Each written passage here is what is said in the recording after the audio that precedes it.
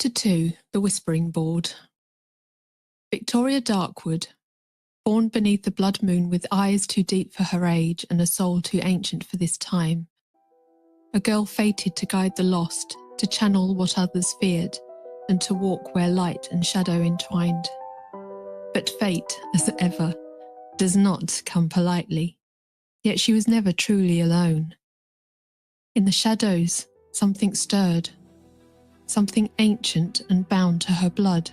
It watched in silence, cloaked in dread, unseen by the living and feared by the dead. A dark presence not there to harm but to guard, to protect the girl who would one day bridge the worlds.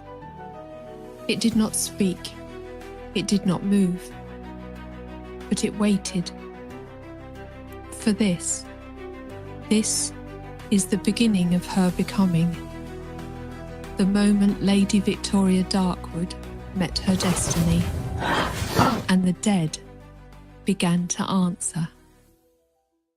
Growing up, I wasn't just raised. I was sheltered, nurtured, loved in the purest sense. My aunt and papa were my constant, my quiet heroes.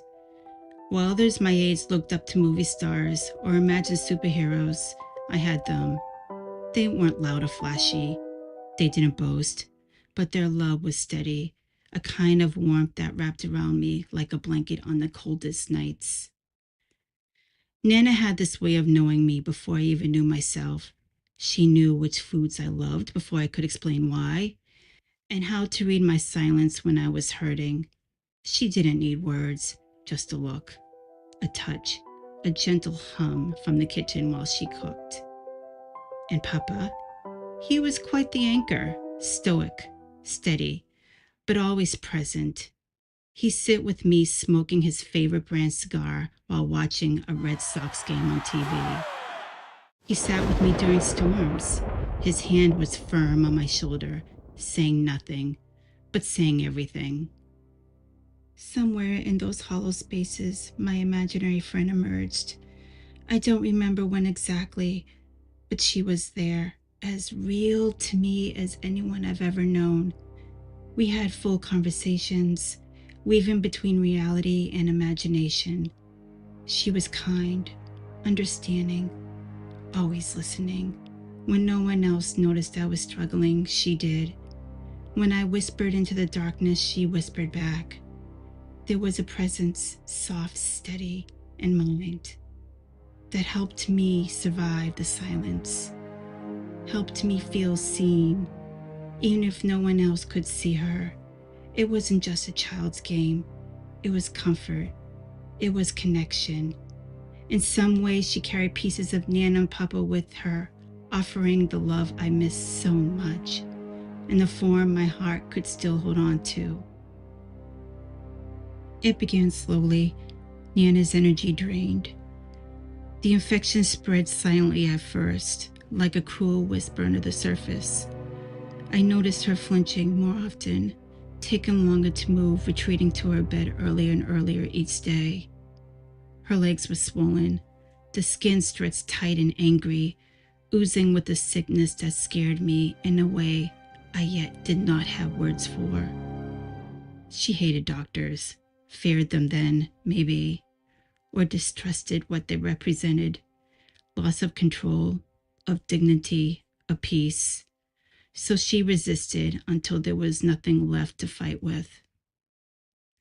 The night they took her, everything changed.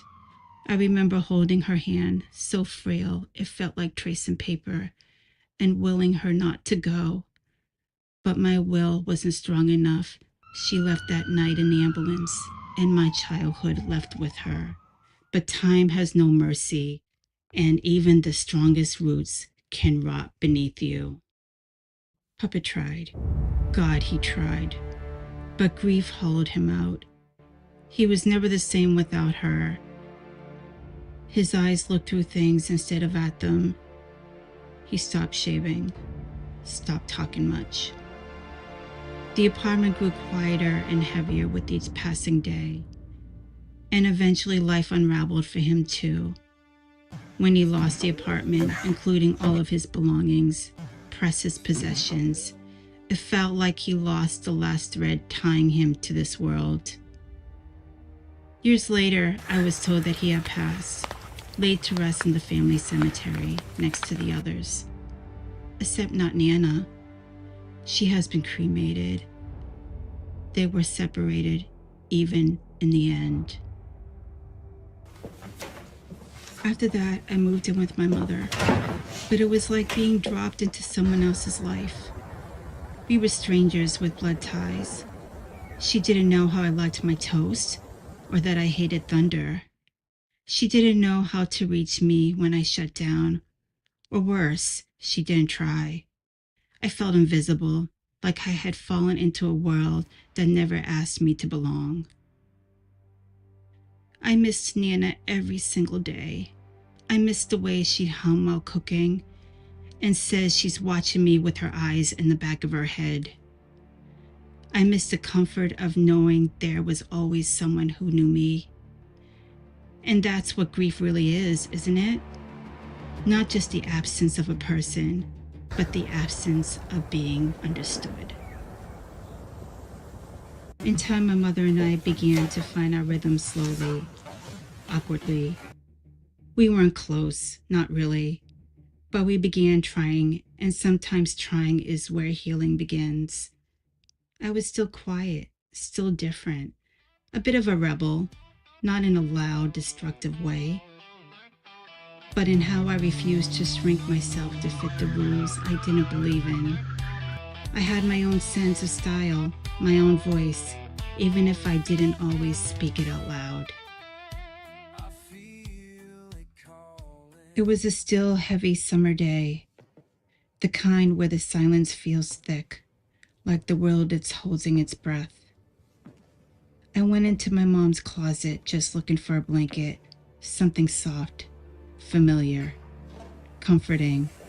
But as I reached in, my fingers pressed against something cold and firm. Not a blanket. It felt wrong. Curious, I pulled it out and froze. It was a book, thick, leather-bound, etched with symbols I didn't recognize. Its cover was black as soot, and something about it made my stomach tighten. I opened it. Spell after spell filled the pages, rituals, invocations, dark symbols. I stared in belief.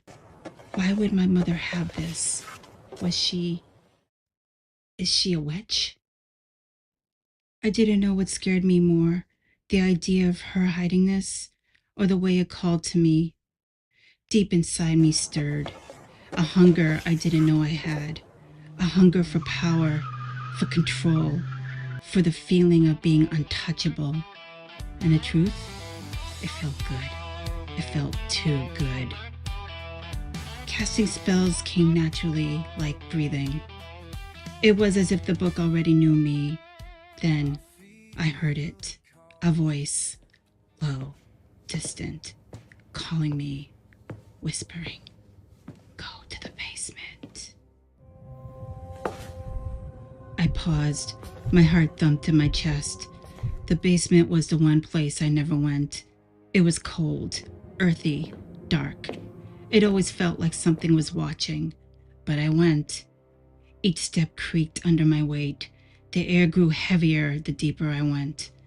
I was pulled, guided to a shadowy corner of the basement. My fingers clawed at the dirt, deeper and deeper, until I felt it. A box, old, wooden, bound shut with rusted hinges. My hands trembled as I opened it. Inside, a planchette and an ancient Ouija board. I've had heard stories that it could open a portal, that it could bring back loved ones, and all I could think of was Nana. I missed her. I missed her so much. Later that day, my friend came over. I told her about the board, about Nana, about the voice. She thought I was crazy until she saw it for herself. We lit candles in my room, my sacred place. The air buzzed with quiet energy. We placed our fingers on the planchette, barely touching. My voice trembled as I whispered, Nana, are you there? It moved, slowly, letter by letter, answering questions only my Nana would know. My heart swelled. Tears rolled down my eyes. She was here. I could feel her.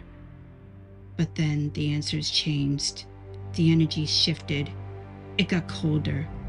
The planchette moved faster. The words spelled were sharp, cruel, wrong. Not Nana. Let me in.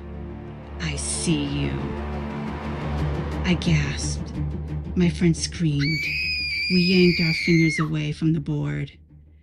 The candles flickered. The room pulsed. And in that moment, we knew we had opened something and we hadn't closed it.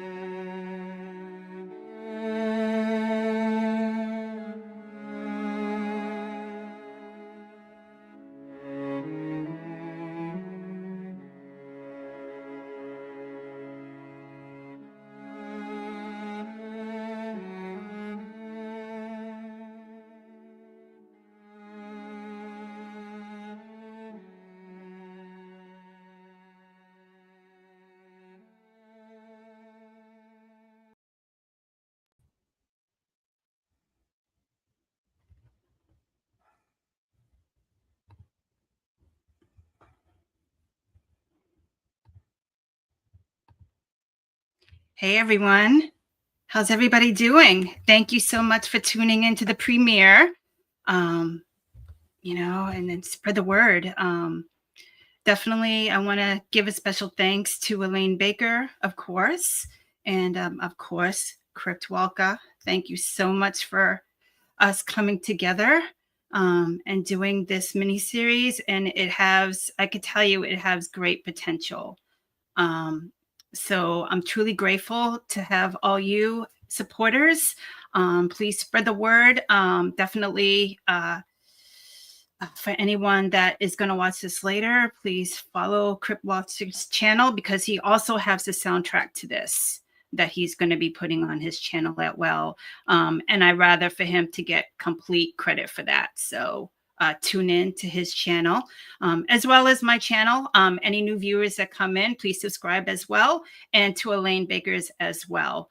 And I'm actually going to be live with Laura at 3 p.m. Eastern Standard Time. I have a few things to do, grab another cup of coffee, a cocktail, and I will see everybody hopefully there. And I'll talk to you later. Bye.